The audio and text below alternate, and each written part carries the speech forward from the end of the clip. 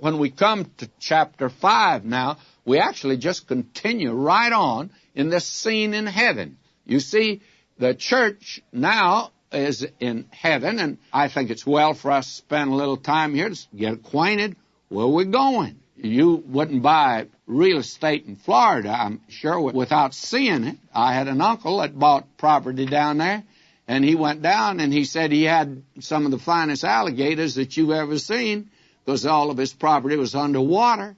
He bought it sight unseen, and there are people buying property here in California that way.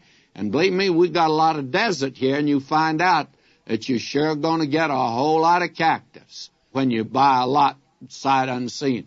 And right now, a great many people are buying property out in Hawaiian Islands.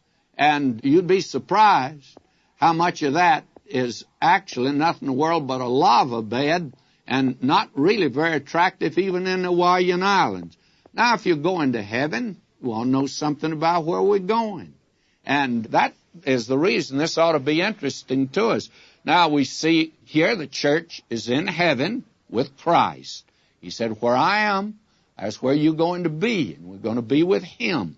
Now, we have that here in chapter 5 as well as chapter 4. Now, we have here in the first 4 verses the book with 7 seals. And then we have Christ, the Lion of the tribe of Judah, and the Lamb which has been slain.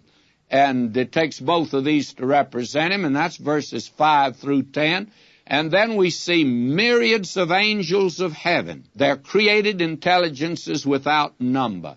And they join the song of praise and redemption, because they're going to sing a new song there, and that's about redemption. That's verses 11 and 12.